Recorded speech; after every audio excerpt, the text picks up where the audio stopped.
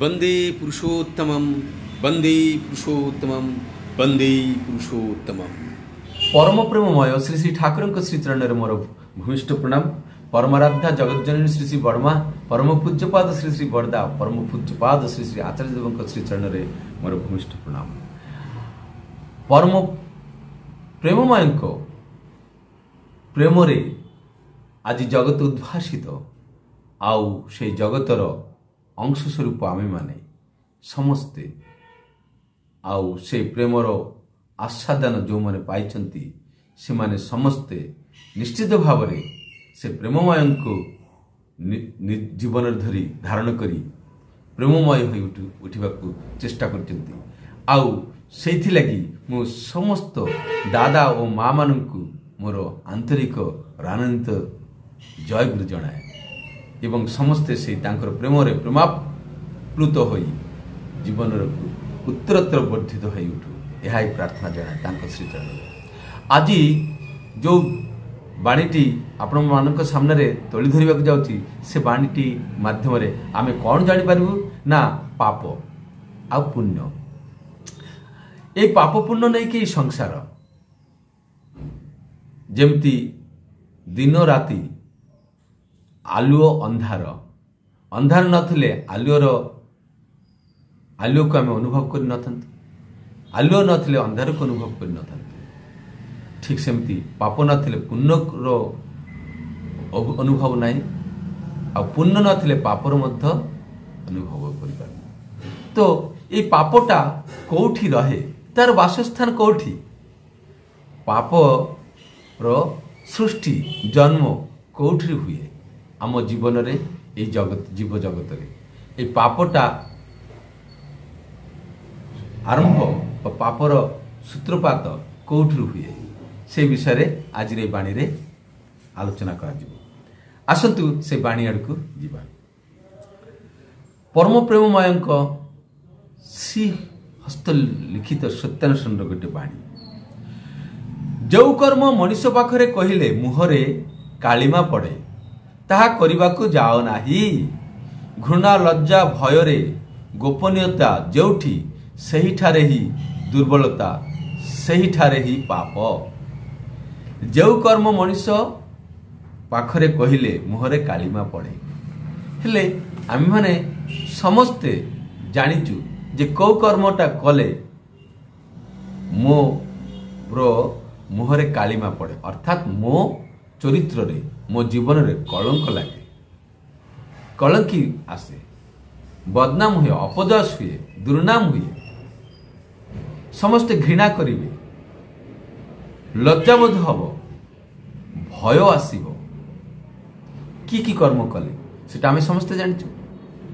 तो सेई बेला कर्म को करिबा पाई ठाकुर मना करुछन्ते।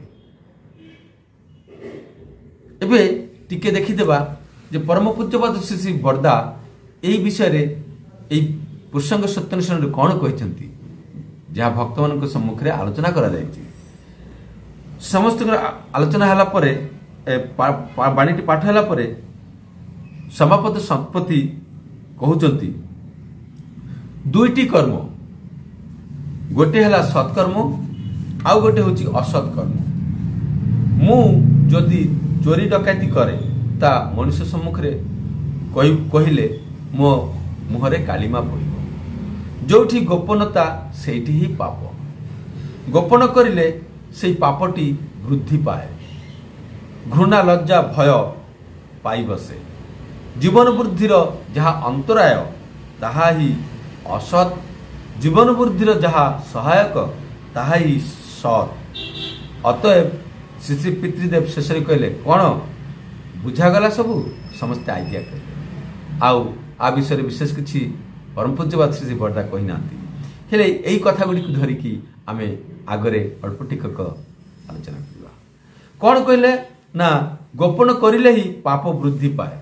आमे जो जिनिस को गोपन करू ताहा ही वृद्धि पाए। यह किपरि मोर लाइफ रे बहुत गुड़ाए एमती उदाहरण मु देखी जे मु ठाकुर को धरी पिला बेल ठाकुर को धरी ସତବାଟରେ ଚାଲୁଥିଲି ଏବଂ ମୁଁ ଦୃଢ଼ ସଂକଳ୍ପ ହେଇକରି ରହୁଥିଲି, ଦୃଢ଼ ପ୍ରତିଜ୍ଞ ହେଇକରି ଚାଲୁଥିଲି ଠାକୁରଙ୍କ ବାଟରେ। ଏଇଟା ହେଉଛି ମୋର ପିଲାବେଳର କଥା। କିନ୍ତୁ ଗୋଟିଏ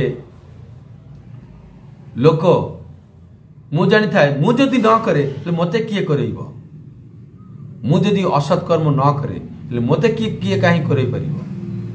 କିନ୍ତୁ ଆମମାନଙ୍କ ଭିତରେ ଏଇ ଲୋଭ, କାମ, କ୍ରୋଧ, ମଦ, ମାତ୍ସର୍ଯ୍ୟ, ଏଇ ଯେଉଁ ଷଡ଼ ରିପୁ ଅଛି, ରିପୁ ମାନେ ଶତ୍ରୁ ଅଛି, ଏମାନଙ୍କ ପ୍ରରୋଚନାରେ ପଡ଼ିଲେ ମଣିଷ ଦୋଦୁଲ୍ୟମାନ ଅବସ୍ଥାରେ ପଳାଇ ଆସନ୍ତି, ଗୋ ବିଟୁଇନ୍ କରି ପକାନ୍ତି ଲୋଭରେ। ଏମିତି ଗୋଟେ ଘଟଣା ଘଟିଥିଲା, କିଛି ଗୋଟେ ଉତ୍ସବ, ଏଇ ଯେଉଁ କାଳୀ ପୂଜା ଆସୁଛି, କାଳୀ ପୂଜାରେ ଗୋଟେ ଉତ୍ସବ ହେଉଥିଲା, ସେଠୁ ଗୋଟେ ଗ୍ରୁପ ରସଗୋଲା ଚୋରି କରି ନେଇଯାଇଥିଲେ, ଚୋରି କରିଦେଇଥିଲେ।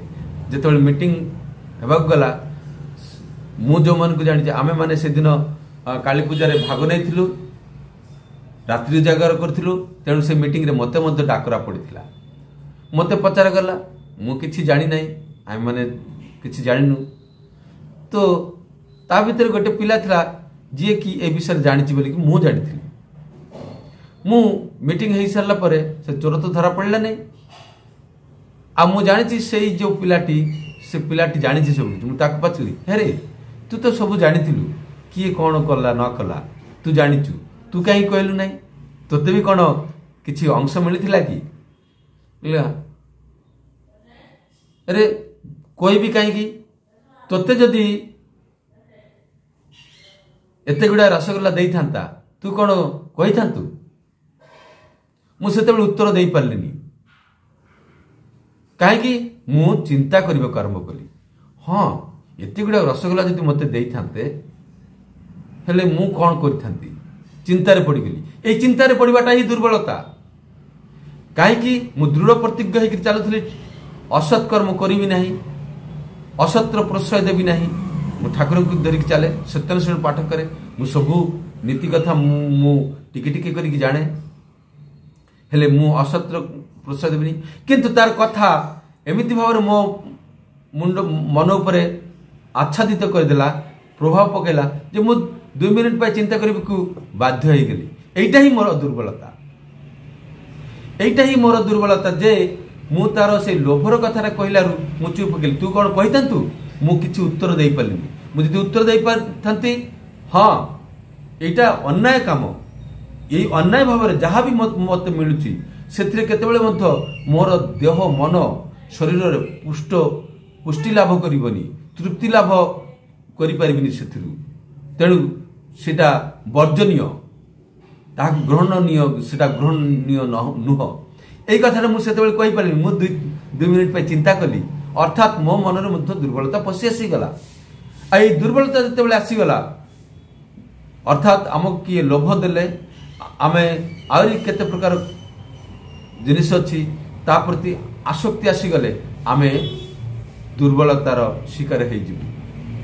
ଆଉ ସେଇ ଦୁର୍ବଳତା ଯଦି ଟିକେ ଆମ ମନ ଭିତରେ ବସିଗଲା, ସେ ଆମକୁ ଅବାଟକୁ ନେଇଯିବ।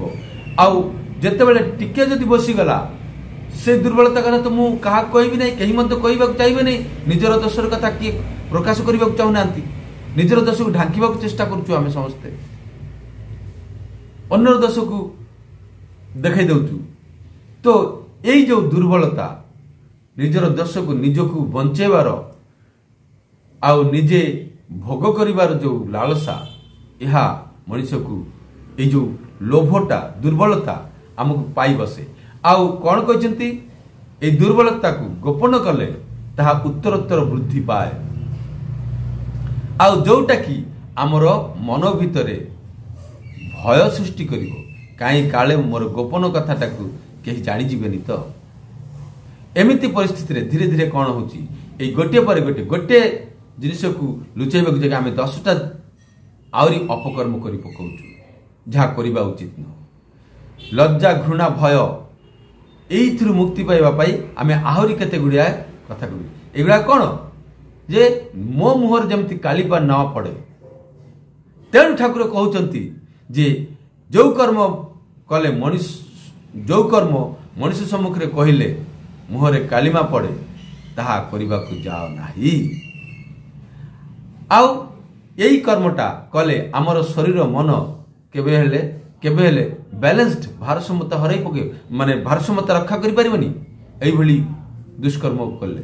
ତେଣୁକରି ଠାକୁର କହିଛନ୍ତି ଯେ ଏଇଗୁଡ଼ିକୁ ଏଇ ଦୁର୍ବଳତାକୁ ତଡ଼ିବା ପାଇଁ କ'ଣ କରିବ? ସର୍ବପ୍ରଥମେ ଦୁର୍ବଳତା ବିରୁଦ୍ଧରେ ଯୁଦ୍ଧ କର, ସାହସୀ ଅକପଟ ହୁଅ, ତଡ଼ ଯେତେ ଶୀଘ୍ର ପାର এই ରକ୍ତ ଶୋଷକ ଅବସାଦ ଉତ୍ପାଦକ ଭ୍ୟାମ୍ପାୟାରକୁ। এই ଦୁର୍ବଳତାକୁ ଠାକୁର ପାପର ଜ୍ୱଳନ୍ତ ପ୍ରତିମୂର୍ତ୍ତି କହିଛନ୍ତି। ଆଉ ଏଇ ପ୍ରତିମୂର୍ତ୍ତିକୁ, ଏଇ ଜ୍ୱଳନ୍ତ ପ୍ରତିମୂର୍ତ୍ତି ଦୁର୍ବଳତାକୁ ତଡ଼ିବା ପାଇଁ କ'ଣ କରିବାକୁ ପଡ଼ିବ? ସାହସୀ ହେବାକୁ ପଡ଼ିବ, ଅକପଟ ହେବାକୁ ପଡ଼ିବ, ମନ ମୁହଁ ଏକ କରିବାକୁ ପଡ଼ିବ। ହେଲେ ଆମ ଭିତରେ ଆଉ ଗୁପ୍ତ ଆବର୍ଜନା ବସା ବାନ୍ଧି ପାରିବନି, ପାପ ଯାଇ ତା ଭିତରେ ବସା ବାନ୍ଧି ପାରିବନି। ତେଣୁକରି ପରମ ପୂଜ୍ୟବାଦ ଶ୍ରୀ ଆଚାର୍ଯ୍ୟ ଦେବ କହିଛନ୍ତି କାୟରୋ କେ ଲିଏ ଇଏ ଦୁନିଆ ନେହି। ଠିକ ଅଛି। ତ ଦୁର୍ବଳତା କାଠରେ ଯେମିତି ଘୁଣ ପକା ଲାଗେ, ଭିତରୁ ପୁରା କାଠଟାକୁ ନଷ୍ଟ କରିଦିଏ, ବାହାରୁ କିନ୍ତୁ ଜଣାପଡ଼େନି। ଠିକ ସେମିତି ଆମେମାନେ ଆମର ମନ୍ଦ ଅଭ୍ୟାସ, କୁ ଅଭ୍ୟାସ ଯାହା କିଛି ଆମ ଭିତରେ ଅଛି ତାକୁ ଯଦି ଆମେ ତୋଳି ନ ଦେବୁ, ଆମର ଜୀବନଟାକୁ ଏଇ ରକ୍ତ ମାଂସ ସଂକୁଳ ଶରୀରଟା ଉପରରୁ ଯେତେ ଚକମକ କରାଇବୁ, ଝକମକ କରିବାକୁ ଚେଷ୍ଟା କଲେ ମଧ୍ୟ ଭିତରୁ ଆମେ ଫାଙ୍କା ହେଇଯିବୁ। ଆମ ଭିତରେ ଶକ୍ତି ରହିବ ନା, ଆମ ଶରୀରରେ ଶକ୍ତି ରହିବ ନା ମନରେ ଶକ୍ତି ରହିବ। ତେଣୁ ଏଇ ଦୁର୍ବଳତାକୁ ତୋଡ଼ିବାକୁ ପଡ଼ିବ ହିଁ ଯଦି ଆନନ୍ଦର ଅଧିକାରୀ ହେବାକୁ ଚାହୁଁ, ଧର୍ମ ରାଜ୍ୟରେ ଯଦି ପଶିବାକୁ ଚାହୁଁ। ଠିକ ଅଛି, ଆଜି ପାଇଁ ଏତିକି। ନେକ୍ସଟ ଭିଡ଼ିଓରେ ଆଉ ଥରେ ଦେଖା ହବ। ଜୟ ଗୁରୁ, ବନ୍ଦେ ପୁରୁଷୋତ୍ତମ।